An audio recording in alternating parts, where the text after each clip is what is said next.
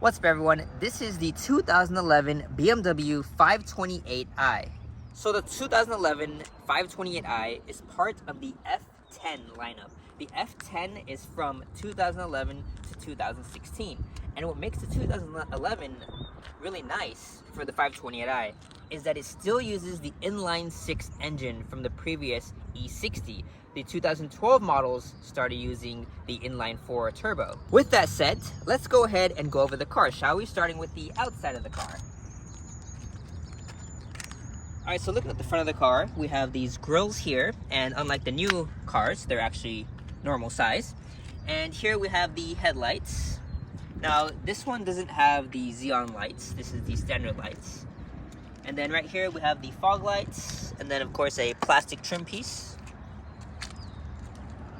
So the hood has these lines here, right here and here, and it really makes the front end just look really nice. It looks a lot more sporty thanks to those lines. And then of course these are the standard BMW wheels that come with the car. So the 5 Series is a 4-door sedan, as you can see here. It does not come in a coupe or convertible at all. There is a touring model that is available, but not in all countries. So on the top of the car, we have the standard shark fin BMW. And then we also have the sunroof up here. Looking at the back of the car, I really like the way the back of the car looks. And to be honest, all of the F generation BMWs have a really nice look to it. You wouldn't be able to tell that this car is already over 10 years old. This car looks pretty modern even in today's society. All right, so let's look at the trunk space, shall we? This car has the auto trunk pop kit. Basically, the trunk opens automatically, but it doesn't close automatically. And there's no switch here, which is on some of the cars. Now, that's a feature, that's an option that's actually possible on these cars. So this car doesn't have it. These cars have a lot of options, and we'll go over all of them. But the trunk space is actually pretty big. You can put a lot of things here, actually. All right, so most BMWs, you put your hand here, and it unlocks. This one doesn't. That is because the comfort access is an actual option.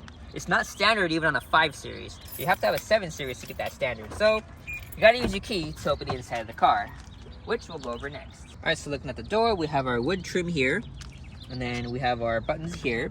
Just like all the other BMWs, if you press this button, the mirrors fold and unfold. There is a way to make this automatic. I'll put a link in the description to one of my videos where we program the cars to make them do that automatically. Now, one issue with these BMWs, as you can see here and here, is this plastic, it starts cracking and peeling the soft touch material.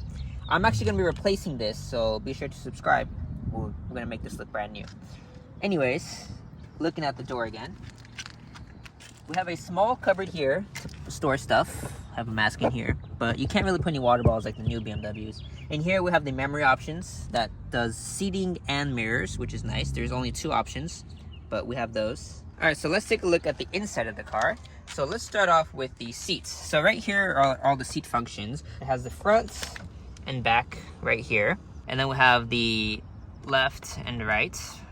And we can also change the headrest height as well. So also the headrest, there's a button right here. And you can actually change the angle at which your head sits at. You just push it in. So that's pretty cool. All right, so looking at over here first this is the fog lights, and then we have the lights here, interior light switch for dimming it. And now here, it's blank. But if you've seen my M6 and 750 Li video, there are buttons here. And basically from those buttons, these cars have a bunch of features that they're supported. So one of the features is the lane assist. Basically it tells you on the mirror that the car has another car next to it. And then the other one is the crash avoidance system, where basically if you're going too fast and there's a car in front of you, it shows you a warning on your dashboard here that you're getting too close. The other one is a lane departure warning. Basically, if you're not going straight in your lane and you start drifting, the steering wheel itself starts vibrating, which is pretty cool. And then of course the fourth one is the on-screen display. Basically you can turn it on and off. And finally the last one is night vision, where basically you can see at night in a infrared style video here on, if you know, the road. You can see pedestrians. It even has pedestrian warning. But of course this car unfortunately doesn't have any of those. But if you're looking to buy one, If you see a bunch of buttons here, then that's a fully loaded model. If you don't see any buttons here, then unfortunately, it's more of a base model without any of those functions. So right here, we have a little compartment storage, which is pretty nice. And down here, we have the trunk button. You probably can't really tell that's a trunk button anymore because one of the problems with these cars is the buttons start fading. So this mostly happens if you use sunscreen, hand sanitizer, things like that, and then you just start touching the buttons. That happens. But the good news is you can get them on Amazon pretty cheap, but unfortunately they're not as high quality, which I'll show you in a second over here because we replaced all the buttons on here. But yeah, that's what happens. So don't use sunscreen, hand sanitizers, and just touch all the leather surfaces or buttons or anything. And here we have a trunk handle. So let's open that up and take a look at the car. So like I mentioned earlier, the 2011 528i still uses the inline-6 engine, which is really nice because there's no turbos, no nothing. It's just naturally aspirated. And what's really cool about this is that there's reinforcements right here on each side for the struts. So that's really cool. We'll go over later in the video the issues we've had with this car and what we had to replace, but that'll be at the end. Let's continue looking at the inside. So right here we have the button for the tilting steering wheel, and basically what happens is you can go up, down, inside, and outside. So this is the standard steering wheel. You have your cruise control options here. You have your volume here, your mode for the radio. You got voice command here, and then this is for the phone and the little scroll dial. So this is the instrument cluster. If I turn it on here, you can see that the bottom portion is digital. So this is all digital, and then this is analog here. So you can press this button right here, and it will change all these little options here, which is pretty cool. So right here we have the wipers, and you can choose the speed, and then obviously the up and down is how fast to go. But this button here is the auto, and basically by pressing it, the wipers will automatically go off if it senses that there's rain on the windshield. So right here we have the wood trim piece, and then if you see a F-Series BMW, this will look very familiar because it's pretty much the same for every single F-Series. My M6, the 750 Li, and this 5 Series looks pretty much identical here. Now up here, this is for the climate. You push up for warm and then down for cold. We have your central locking, hazard lights, and then your vents here. These are the memory for your FM AM radio. You got the FM AM button here. As you can see, it's fading. Volume control mode. And then here's your climate. Now, if you look carefully here, I don't know if you can tell, but some of these buttons have been replaced by the ones from Amazon. Now, these are the original buttons here. These two are original. And then basically all these are replaced here. And then this is also replaced. These are also replaced here. If you look here, and then you look at the other side, you might be able to tell the difference. There's a huge difference in the quality because these are very solid. As you can see, I'm moving it around. Feels really good. If I do the same thing over here, as you can see, it moves a lot easier, and it just looks darker than this one. But it gets the job done. It looks better than the faded ones. Now over here, we have the cup holder. This is how it looks. Unfortunately, ours isn't closed, so we need to buy a new one. You have a 12-volt cigarette lighter port here. And then this is pretty cool. This is a little port to put the keys in, like that. So that's pretty cool. So over here, we have the center console. We have the iDrive controller, which is pretty much on every BMW. We have the shifter here. And now, the F10 has an electronic e-brake. It is no longer a manual handle. And then this is the auto hold, where basically you can let go of the brake and the car won't go forward. And then traction control off. This is the PDC here. We have a little ashtray here. This one doesn't open. Probably need to fix that later. Here we have the button, the armrest. And there's a lock here. This is what I like about these BMWs, is they have a lock so you can lock this. And if you open it, this is what you have inside. You have a little bit of space here. You have an aux, a USB, 12-volt connector. And right here, this is for the trunk. You can choose so that the trunk does not open if you put it here. It's a lock. So if your trunk doesn't open, check this first. But yeah, that's the unlock. And this is a microphone that's not OEM. I'll go over that in a second. We did add some mods to this car already. But yeah. All right, so when you go to the reverse, you have the backup camera here. And you have the lines here. So if I move my steering wheel, the trajectory changes. It tells you basically where you're going to go. And we have rear and front PDC. So as I go forward here, there's the E46. We'll do a video on that next. I get a little bit closer here, as you can see. Got those boxes there that basically tell you like, oh, how far you are. Like I mentioned earlier, electronic e-brake. All right, so this is the iDrive system, and it's controlled basically by the controller right here. You use the scroll wheel, it's not touchscreen. And I've gone over this before, but this is how it looks. So you have your CD multimedia here, we have our set to aux. And the thing I like about this the best is the vehicle info. So if you go to vehicle status, you can see your TPM, you can check the service required. As you can see, I need brake fluid done, which I should probably do soon. And we also have the check control, low on washer fluids, not too bad. If I hold the menu button down, we get here. Now this is not OEM. This is a aftermarket adapter basically that we installed. I do have a video on this, I'll link in the description, but this is basically CarPlay. So as you can see, we have CarPlay here. This didn't come out until I believe the 2016 or 17 models. But yeah, like I said, I'll put a link in the description on how to use this. Ooh, it's running slow. That's because I'm recording a video on my phone as we speak. But yeah, it supports CarPlay with the adapter. All right, so right here we have our visor with the little light here.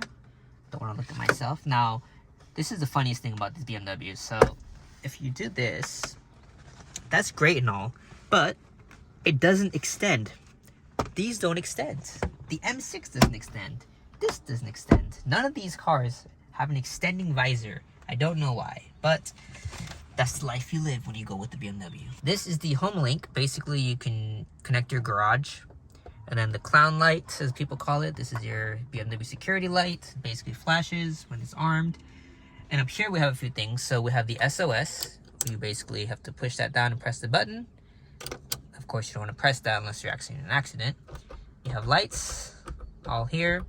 This is for the sunroof right here. So obviously you can open it, which I will, because it's kind of warm in here. Hey. All right, so looking at the glove box, if we open it here, there is an okay amount of space. It's not too big. Now, there is a USB right over here, and this USB is required for you to update the maps on the CIC. Now, I actually updated the maps on this car and on the 750 because the CIC and the CCC, there's a generator you can use to update the maps. So this car is actually running 2021 maps, but if you update your maps, you need to use that specific USB. You cannot use this one. All right, so looking at the back door, we have a smaller wood trim here. Got our handle here. This is starting to get a little bit sticky. We're replacing those, this, and then a little cover. Now, here's something cool. So these are shades, and they're manual shades. And there's one here, and there's one also over here.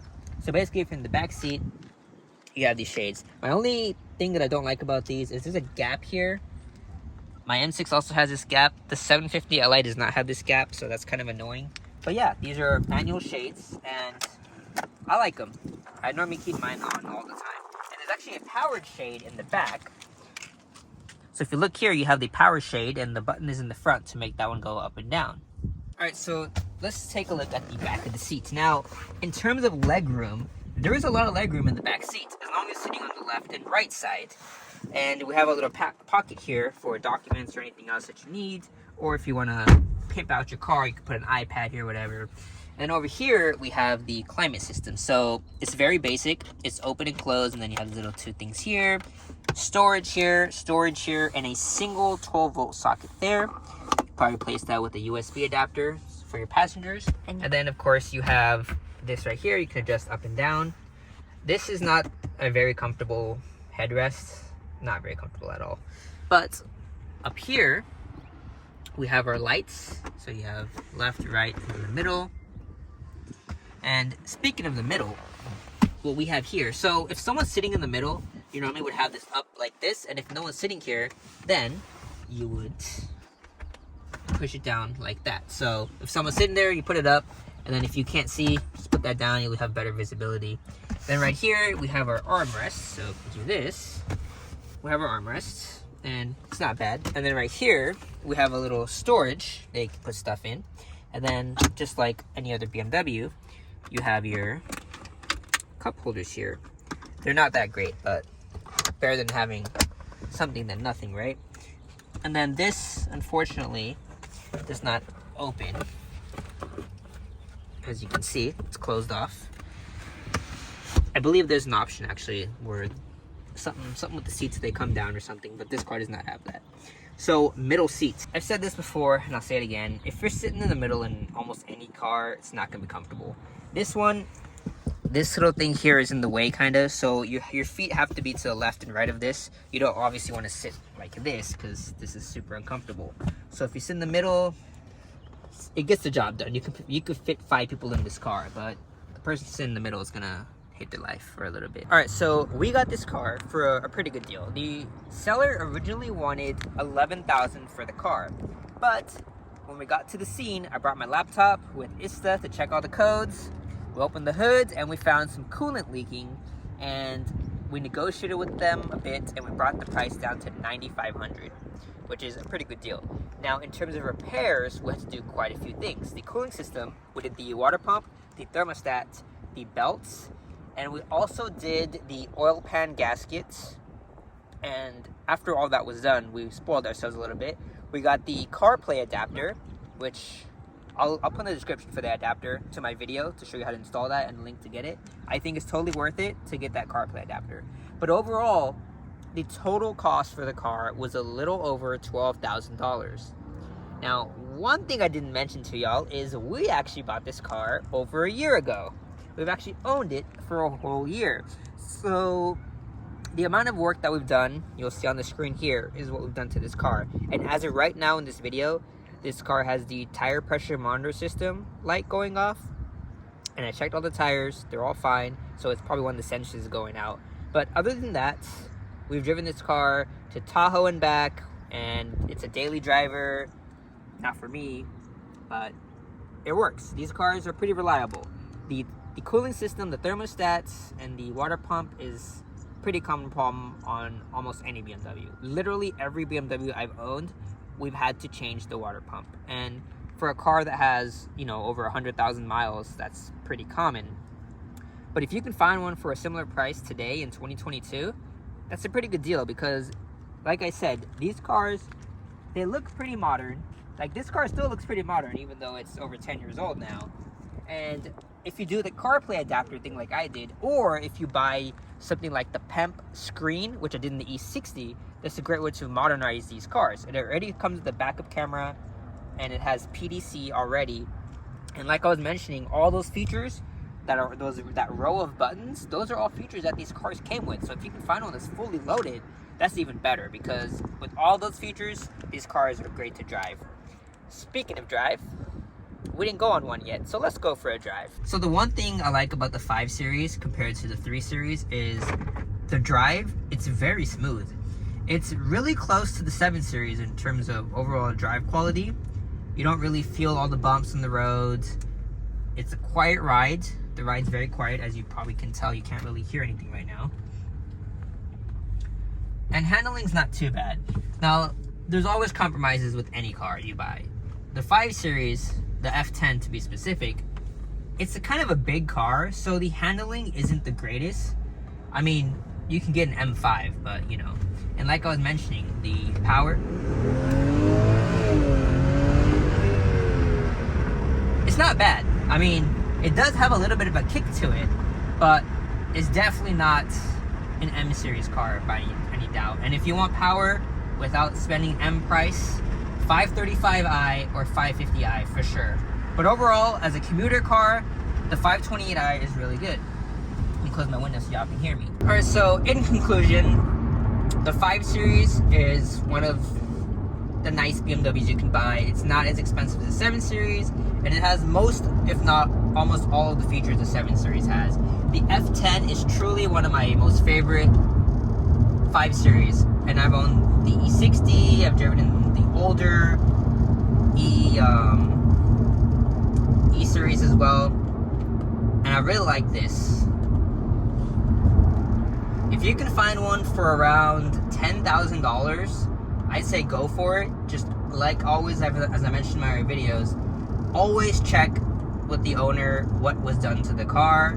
Like for us, we bought this from the original owner. We're actually the second owner of the car, and we have all of the previous records from the owner. That was one of the reasons I went ahead and bought the car, even though it had a few issues, is I saw the records and I saw that the previous owner took care of the car. It just happens to be that, you know, they had a few more things that they were unaware of. They actually didn't know the car was leaking coolant, but and that's perfectly fine with me, because we went to the BMW dealer together, and they got every single record for me from the dealer so I can see. And yeah, like I said, try and find one that's fully loaded, and then check my other video for the CarPlay system. And if y'all have any questions, let me know in the comments, and I'll see y'all in the next one.